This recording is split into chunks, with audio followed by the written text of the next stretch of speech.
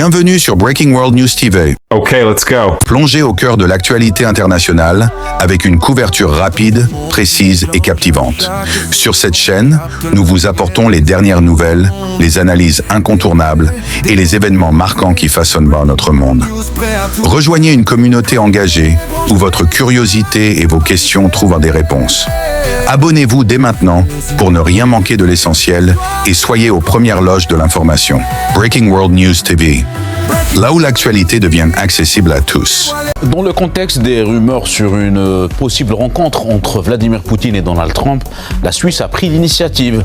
Elle sera disponible à soutenir tout effort diplomatique qui conduirait à la paix. Nicolas Bidault, porte-parole du ministère suisse des Affaires étrangères, a déclaré que la Suisse était prête à servir de plateforme pour une éventuelle rencontre entre le président russe Vladimir Poutine et le président américain Donald Trump. Un éventuel rendez-vous qui aura lieu après l'investiture du président américain le 20 janvier prochain. La Suisse est disposée à accueillir la réunion qui pourrait avoir lieu entre Donald Trump et Vladimir Poutine. Le représentant du ministère suisse des Affaires étrangères, Nicolas Bidault, a déclaré que la Suisse était disponible pour soutenir cet effort diplomatique. Les autorités suisses ne prendront aucune mesure pour accélérer la rencontre des présidents, mais elles pourraient offrir un territoire neutre pour les négociations si les parties décident indépendamment de se rencontrer. La probabilité de cette rencontre est élevée. Donald Trump, le président américain nouvellement élu, a longtemps parlé de son désir de rencontrer Vladimir Poutine pour discuter de la résolution du conflit en Ukraine. Le président russe, à son tour, a publiquement déclaré qu'il était ouvert aux pourparlers et qu'il pourrait rencontrer Trump. Toutefois, selon la dernière déclaration du secrétaire du Kremlin, aucune action définitive n'a encore été entreprise dans ce sens. À la suite du sommet du Bürgenstock, l'Ukraine, la Russie et les États-Unis ont été régulièrement informés de notre disponibilité à soutenir tout effort diplomatique permettant d'établir la paix. Alors que les autorités suisses prennent des mesures en matière de politique étrangère, un conflit interne majeur est en train d'émerger. Le plus grand parti de Suisse, l'Union démocratique du Centre, a appelé la directrice du ministère de la Défense, Viola Amherd, à démissionner. Elle est accusée d'avoir fourni des armes à l'Ukraine, ce qui constitue une violation des principes suisses de liberté et de neutralité. De nombreux politiciens affirment également que sous Viola Amherd, la fonction de défense de l'armée a été reléguée à l'arrière-plan et qu'un énorme budget a été consacré à des programmes de diversité et d'inclusion au sein de l'armée.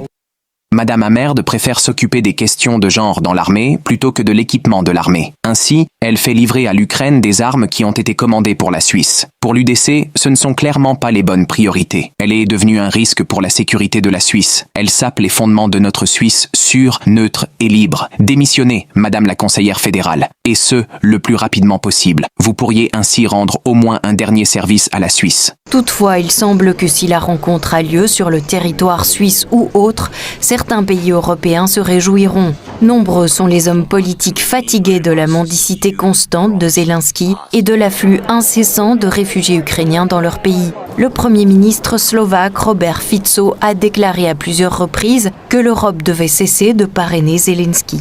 La Pologne, qui pourtant soutient pleinement l'Ukraine depuis le début de l'opération militaire spéciale, a exprimé elle aussi sa fatigue de la situation, comme l'a déclaré le chef du ministère polonais de la Défense.